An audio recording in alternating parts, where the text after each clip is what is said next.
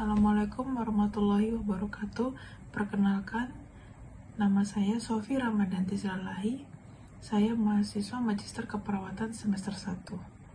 Di sini saya ingin memberikan edukasi tentang filsafat ilmu yang bertema tahu, pengetahuan, dan ilmu pengetahuan. Simak ya teman-teman.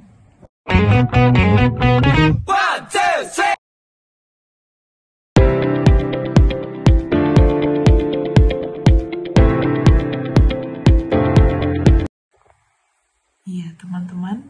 Secara etimologi, pengetahuan berasal dari kata dalam bahasa Inggris, yaitu knowledge. Secara terminologi, bahasa Indonesia, pengetahuan itu adalah segala sesuatu yang diketahui, berkenaan dengan mata pelajaran. Dalam penjelasan lain, pengetahuan merupakan hasil proses manusia untuk tahu, yaitu dari mana hasil proses dari kita belajar. Rasa ingin tahu manusia itu berbeda-beda ya teman-teman. Ya, jadi rasa ingin tahu kita itu adalah bertujuan untuk memenuhi kebenaran. Pada umumnya dibahas pada pengantar filsafat ilmu, yaitu menjadi esensi di dalam keilmuan filsafat. Di sini Eureka Pendidikan berkata, ketahuilah apa yang kamu tahu dan ketahuilah apa yang kamu tidak tahu. Ya, jawaban ini merupakan kalimat yang penuh makna diberikan oleh filsuf yang sampai hari ini masih tidak tahu siapa. Ya, jadi kita harus mengetahui apa yang tidak kita ketahui dalam sesuatu. Dan kita juga harus tahu atau ketahui apa yang kita tidak tahu dalam sesuatu. Jadi teman-teman kategori yang mana nih? Apakah teman-teman sudah tahu dalam ketidaktahuan teman-teman? Apakah teman-teman tahu dalam ketahuan teman-teman? Di sini kita bahas ilmu pengetahuan itu adalah tahapan atau bagian dari pengetahuan. Pengetahuan itu berbeda dengan ilmu. Ilmu adalah bagian dari pengetahuan, ya.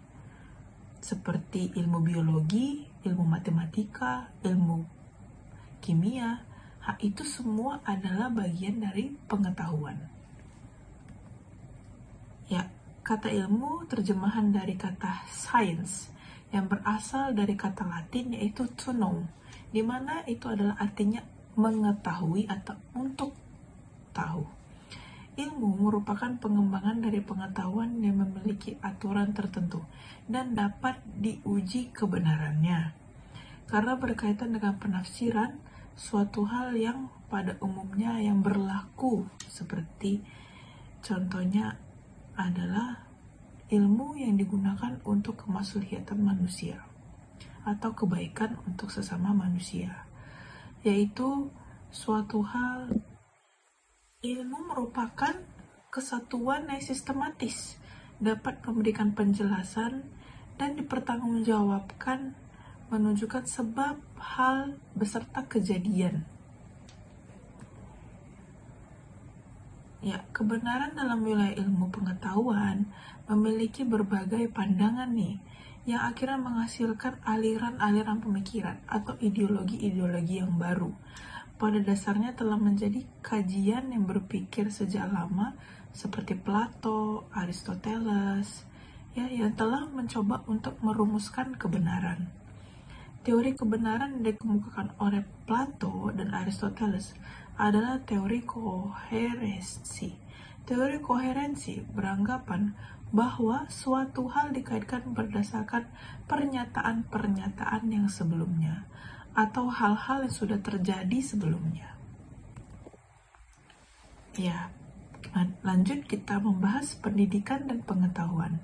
Menurut taksonomi Bloom, berangkat dari pemikiran seorang psikolog pendidikan, yaitu Dr. Benjamin Bloom, yang membentuk pemikiran pendidikan pada level yang lebih tinggi, yaitu menganalisis dan mengevaluasi konsep, proses, prosedur, dan prinsip, bukan hanya mengingat fakta atau hafalan, ya.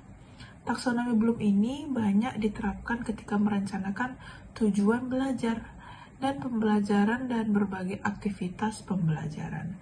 Jadi ini bisa diterapkan pada saat kita membuat suatu rencana untuk belajar, mau apapun itu bidang pelajarannya. Taksonomi yaitu berasal dari bahasa Yunani dan mengandung dua arti, yaitu taksis pengaturan dan nomos ilmu pengetahuan. Teman, apa sih kaitannya belajar filsafat ilmu yang bertema tentang tahu pengetahuan dan ilmu pengetahuan ini? Pasti ada dong. Teman-teman penasaran nggak? Mari kita bahas. Yang pertama, itu memahami hakikat pengetahuan keperawatan. Dalam praktik keperawatan, kita harus teruji secara ilmiah, yaitu evidence-based practice, bukan hanya tahu berdasarkan pengalaman. Yang kedua, membangun dasar ilmiah dalam praktik keperawatan. Seperti, kenapa sih kita harus cuci tangan sebelum menyentuh pasien? Yang ketiga, mengembangkan sikap kritis dan reflektif, yaitu kita perawat tidak bisa menerima informasi secara mentah-mentah. Kita harus mampu menilai validitas dan relevansinya. Yang keempat, mendorong inovasi dan pengembangan ilmu keperawatan. Meneliti lagi penelitian yang dulu sudah ada dan mengembangkan teori-teori baru. Yang kelima, meningkatkan profesionalisme serta etika. Etika adalah dasar ilmu seseorang. Jika orang tidak beretika, orang tersebut bisa dikatakan tidak berilmu dan bertanggung jawab. Itu saja, sekian dari saya. Semoga bermanfaat ya teman-teman. Terima kasih. Assalamualaikum warahmatullahi wabarakatuh.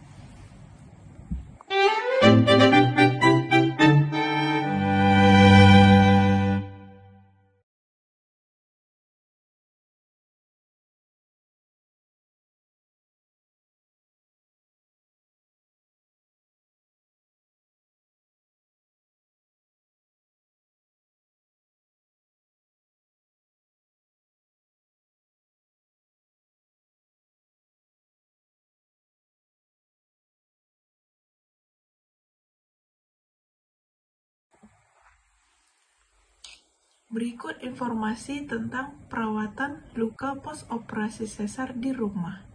Sekian dari saya, semoga bermanfaat ya teman-teman. Assalamualaikum warahmatullahi wabarakatuh.